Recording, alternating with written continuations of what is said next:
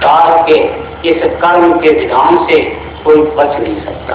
अच्छे अच्छे इस काल माया के देश में लोक में फंस गए, श्रृंगी को बंगी का डाला, नारद के पीछे पड़ गए सार, योग करत गोरख जी को लूटा और नैमिष को लूटा, हलवा खिलाया। तो जब ऐसे ऐसे ऋषि मुनि योगी योगेश्वर निकल नहीं पाए तो अपर जीव के लेके मानी हमारी आपकी क्या जन्म कोट फल नाते कमाई। जब संतों की दृष्टि से दृष्टि मिलती है तो करोड़ों जन्मों के पाप नष्ट हो जाते हैं। अब वो लाभ हमको आपको नहीं मिल पाएगा, क्योंकि उनकी दृष्टि से दृष्टि नहीं मिल पाएगी, वो आदेश हमको आपको नहीं मिल पाएगा। लेकिन अंतर में आदेश भी मिलेगा और अंतर में आपको सेवा का मौका भी मिलेगा और अंतर में आपको दया भी मिलेगी। जो तरीका सुरत शब्द योग का उन्होंने बताया, उस सुरत शब्द योग की साधना आप सब लोग जरूर करें। और यहाँ से जाने के बाद अपने अपने गांव में, अपने जिले में जो जहाँ से आए हो, सब जगह आप इस बात को बताना कि भाई पहले से ज्यादा अब साधना करनी पड़ेगी, तभी इस जीवात्मा का कल्याण हो पाएगा। और अगर ये फंस गई तो फिर अब दोबारा जल्दी मनुष्य शरीर मिलने वाला नहीं। तो इस चीज का आप सब लोगों को ज्ञान कराना, उनको याद दिलाना है और उनको ये बताना है कि तुम सब लोग एक निशान करो, एक ही साधे सब करे और सब साधे सब जाए। गुरु के वचन को याद रखो और गुरु की वाणी पर अमल करो और गुरु के बनाए हुए नियम का पालन करो। गुरु की जो मर्यादा है, आम बाम शान है, उसको बचाए रखो। लोग ये न कहने पाए कि गुरु के भक्त बिछड़ गए, गुरु के भक्त बिगड़ गए, बाबा जी के शिष्य ऐसे हो। आप इस बात का सब लोग ध्यान रखो कि गुरु महाराज की मर्यादा को आपको बनाए रखना है, संयम से काम लेना है। आपातकाल जब स्थिति होती है तो उस समय पर बहुत एक दिमाग बुद्धि का इस्तेमाल आदमी को करना पड़ता है। हमने तो गुरु महाराज के शरण में आकर के बहुत सी चीजों को देखा, सुना और समझा। तब 1973 की बात है, यमुने का कारण भर करके मैं हरिद्वार गया। हमारे पास में सत्संगी ऐसे उन्होंने प्रेरणा दिया कि बाबा जी मानो यज्ञ करें। हरिद्वार गया और वहीं पर ना चाहते हुए नामदान लिया।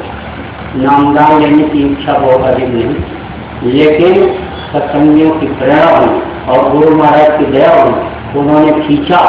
मैं अपने आप नामदान लेने नहीं गया, मुख्य बात आप इसको समझो, लेकिन उनकी दया हुई और उसके बाद में फिर सेवा का मौका मिला। उसके बाद में यानी एक नौजवानों का कार्यक्रम, विद्यार्थियों का 74 में बलरामपुर में हुआ। उसके बाद में एक और कार्यक्रम हुआ, यानी अक्टूबर के महीने 30 अक्टूबर को फिर गुरु महाराज ने कहा बचराओं में कार्यक्रम, वही अपनी सीढ़ी लेकर के वहाँ गया। जब वहाँ गया, वहाँ कार्यक्रम के बाद दूसरे दिन लखनऊ में गुरु महाराज के जब चलने को हुआ तो बुलाया, बोले तुमने गुरु महाराज की ऐसी दया हुई कि गुरु महाराज का फिर काफिला निकला और काफिले में गया 86 में 86 काफिले 86 का काफिला किया, फिर 87। उसके बाद गुरु महाराज के यही शरण में आ गया। जब गुरु महाराज के पास पहुंचा तो गुरु महाराज के पास कैसे रहना चाहिए, कैसे बात करना चाहिए, कैसी बोली बानी होनी चाहिए, तो कोई तरीका नहीं मालूम था। लेकिन गुरु महाराज ने एक एक चीज अपने बच्चे को कोई क्या खिलाया, रोता तरफ से पढ़ाया, जाम भी कराया और खूब खिलाया पिलाया। नमक रोटी कैसे खाई जाती है, क्या स्वाद होता है, वो भी सिखाया। झाड़ू लगाने से लेकर कच्चे पेशाब साफ करने तक का तौर तरीका सब उन्होंने सिखाया। किफायत कैसे की जाती है, कमरे से निकलते समय बत्ती स्वयं बंद करते, तो जब स्वयं बंद करने लगे तो मुझे भी बंद करने की आदत बन गई। जब स्वयं झाड़ू यानी पड़ा रहता, गंदगी पड़ी रहती और स्वयं पत्ती को उठाने लगते। मेरी मुझे भी सीख मिली कि छोटी सेवा, ये जो मैं सोचता हूँ छोटी सेवा, जब गुरु महाराज इस तरह से करती तो मुझे भी करना चाहिए। आप प्रेमी भाई बहनों को ये बात इसलिए बता रहा हूँ, इन छोटी छोटी चीजों से आपको सीख मिलेगी। गुरु महाराज इतना ध्यान रखते कि काफिले में एक बार भंडारे में भोजन समाप्त हो गया, नहीं खाया, किसी ने कह दिया कि उनको खाना नहीं मिला, खत्म हो गया। उसके बाद लगातार जब मैं रात को पैर दबाने के लिए सेवा करने के लिए जाता था तो पूछते थे लगातार 200 दिन खाना खाया, खाना खाया। बताया सरकार हम तो एक ही टाइम खाते। अरे दोपहर में खा लिया था, खा लिया था। फटे कपड़े देकर तुम्हारे कपड़े फटे नहीं, सरकार हमारे पास अभी पहन करके आए। आप इस बात को समझो, इतना प्यार इतना दुला कोई क्या देगा। डाक फटकार की खोज किया, अगर डाक फटकार न किए होते, अगर कारणा न किए होते तो इस समय पर आपके सामने कुछ कहने लायक न होता है। गुरु कुमार शिष्कुम बने गरी गई काहे खोर और अंतर हाथ सराय कर बाहर मारे चोर। जैसे कुम्हार घड़े को बनाता है तो अंतर में हाथ लगाए रहता है, लेकिन बाहर से ऐसे चोट मारता है कि जिससे यानी घड़ा सुंदर सुडोल बन जाए। अभी पिछले काफिले की बात है, सूरत में लोग गुरु महाराज को लेकर के और कई घरों में चले गए, तो देर हो गई लौटने में, इतना बिगड़े, इतना नाराज हो गए कि ऐसा सख्त काम। यहाँ तक के कह रहे थे तुम चले जाओ, मथुरा चले जाओ। मंच पर डर के मारे नहीं गया, जब बैठा तो बोले हट जाओ, इतना नाराज हो गए। लेकिन जब माफी मांगा तो बोले कि क्या मैं सजा देता? सजा मैं नहीं देता। हाथ जोड़कर मैं खड़ा हुआ था, ऐसे बोला करके सिर पर हाथ रखा तो बहुत प्यार किया, किफायत करना सिखाया कि किस तरह से जीवन में चला जाता है। बोले हमारे आश्रम पर कृष्णानगर एक बाबू जी रहते थे, तो बाबू जी से मैं कहता था कि तुम कचहरी जाते हो तो रिक्शे पर बैठ करके चले जाओ। तो बाबूजी कहते थे नहीं स्वामी जी, मैं पैदल टहलता हुआ चला जाऊंगा, पैसे बचे। स्कूटर पर परम कोई स्वामी जी महाराज चलते थे, मैं बैठा करके चलता था। एक दिन रात को 9:30 बजे ठंडे में जब वापस लौटे और उतरे स्कूटर से तो बोले तुम्हारा तेल बचा दिया, गाड़ी से ज्यादा तेल लगता है।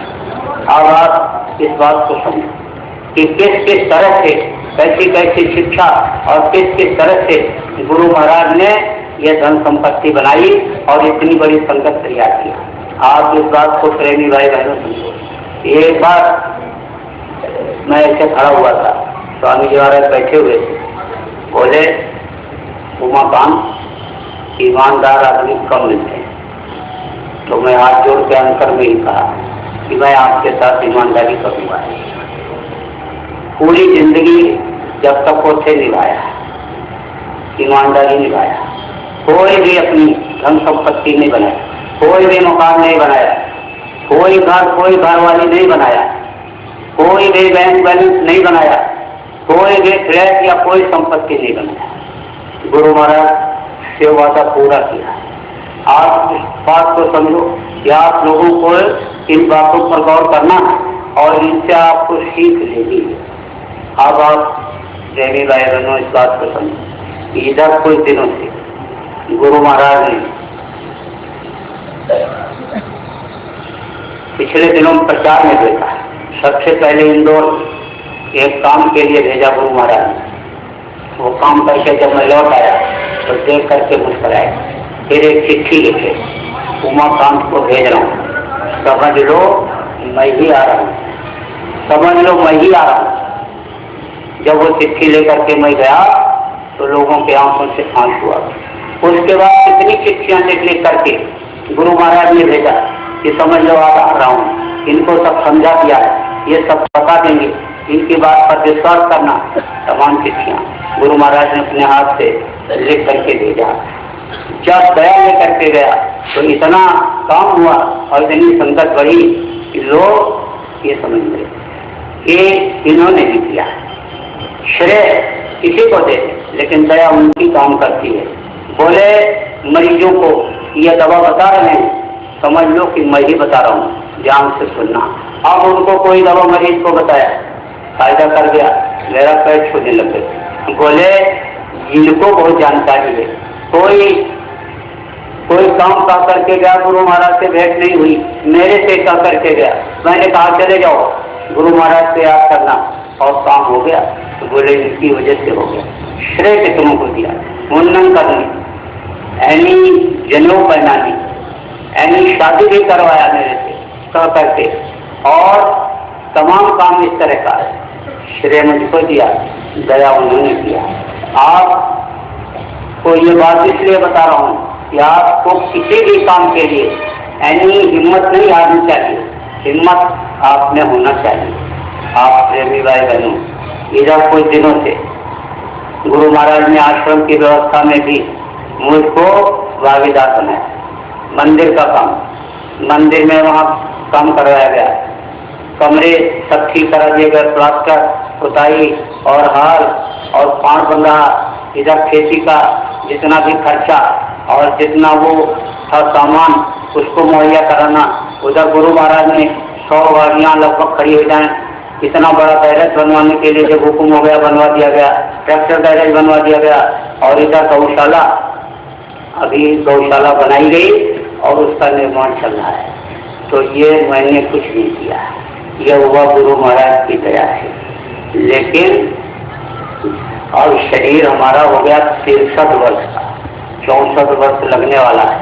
अब मैं थोड़ा सा निराश हो रहा हूँ, इन सब शरीर की सेवाओं को अब नहीं कर पाऊंगा, मैं थोड़ा अपने को अक्षम पा रहा हूँ। लेकिन गुरु महाराज का जो आदेश मेरे लिए हुआ है भजन करने कराने का, और यहाँ तक कि उन्होंने रास्ता बताने तक का भी यानी मुझको हुक्म दे दिया है। हालांकि सब काम तो कराया, एक काम यही बाकी रहा कि जो गुरु महाराज ने कहा था कि ये करें, वो अभी करने के लिए तो मैं कितना सक्षम हूँ ये तो मैं अपने को देखूंगा। क्योंकि नामदान देने में बहुत बड़ा बोझा इकट्ठा करना पड़ता है, जीवों का सिर पर आता है और उसको भोगना पड़ता है या ज्ञान अग्नि के द्वारा जलाना पड़ता है। तो ये तो जब उनका हुक्म होगा तो ये काम किया जाएगा, उनकी दया जब मिलेगी तब ये काम किया जाएगा। बाकी काम की तो सब कोई इच्छा नहीं रहती। झाड़ू लगाने से लेकर के और मन पर नाम समझाने तक का, और जो उनका काम था बहुत सा काम करने का गुरु महाराज ने हुक्म मुझे दिया और मेरे से करवाया। तो अब इच्छा बहुत से कामों से खत्म हो रही। अब मैं थोड़ा सा एकांत में रह करके भजन करना चाहता हूँ। लेकिन ये आप मत सोच लेना कि अब ये जा रहे हैं फिर मिलेंगे नहीं और अब कोई संबंध नहीं रह गया। देखो प्रेमी भाई बहनों, खून का रिश्ता अलग होता है। खून के भाई, एक खून के भाई अलग होते हैं और गुरु भाई अलग होते हैं। गुरु भाइयों का रिश्ता बहुत बड़ा रिश्ता होता है और गुरु भाई मरने के बाद भी नहीं बोलते, ये वहाँ भी मिलते हैं। तो हमारा आपका तो वहाँ का यहाँ का रिश्ता है। लेकिन ये खबर ऐसे लोगों में नहीं जानी चाहिए कि किसी ने भगा दिया या नाराज होकर चले गए या उनके ऊपर आफत आनी थी, कोई गोली लिए हुए खड़ा हुआ था बंदूक लिए हुए, ये सब कोई बात नहीं। ये मेरी इच्छा की बात है। और अभी मैं सोच रहा हूँ, अभी आज का जो भंडारा हुआ इसमें मैंने सामान वगैरह मंगाया था, राशन पानी और सामान, उसका हिसाब किताब जरा देख लूँ। उसके बाद में फिर मैं कुछ सोचता हूँ कि थोड़ा सा एकांत में बैठ करके भजन करूँगा। आप प्रेमी भाई बहनों इस बात को समझो।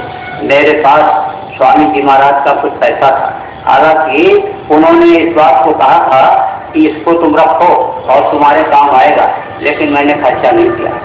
मैंने अपने प्रारब्ध पर विश्वास किया और मैंने यह भी देखा कि जो प्रारब्ध में मेरी चीज नहीं थी वो भी मुझे मिल गई। गुरु की इतनी दया इन दिनों में, पिछले कुछ दिनों में मुझे दिखाई पड़ी कि कल अगर किसी चीज की जरूरत है तो आज वो चीज हाजिर हो जाती है और एक नहीं दो मिल जाती है। तो हमको क्या जरूरत है? और फिर आवश्यकताओं को जब मैंने अपने सीमित कर लिया तो फिर क्या जरूरत थी? वो सब मैंने बैंक में जमा करा दिया है, संस्था के नाम से और ट्रस्ट के नाम से। मैंने जो इस समय पर संस्था के और ट्रस्ट के अध्यक्ष हैं, जो पहले उपाध्यक्ष थे राम प्रताप जी भाई, उनको मैंने सब बता दिया है, मैंने समझा दिया है। मेरे जिम्मे जो काम था वो मैंने अन्य लोगों को समझा दिया, जो मेरे साथ काम करते थे वो सेवा करते रहेंगे। मैं थोड़ा सा फ्री होना चाहता था और फ्री अब हो गया। गुरु महाराज का साथ जब छूटा तो अब मेरी एक अलग जिंदगी, ये तो 40 साल के पीछे की जिंदगी रही, अब मैं थोड़ी अलग जिंदगी अपनी बिताना चाहता हूँ। इसलिए मैंने आपके सामने इन बातों को रख दिया कि अगर मैं कहीं जाऊँ भजन करने के लिए, कहीं एकांत में जाऊँ अपनी आत्मा को जगाने के लिए, आगे जो हमको काम गुरु महाराज ने सौंपा है उसके विस्तार के लिए, तो कहीं आप ये सोचने लग जाओ कि कहीं ये और कोई निशाने से चले गए या इनका और कोई स्वार्थ रहा, अपना स्वार्थ सिद्ध करके चले गए। इसलिए आज मैं आपके सामने इन बातों को रख दे रहा हूँ। बोलो जय गुरुदेव, जय गुरुदेव।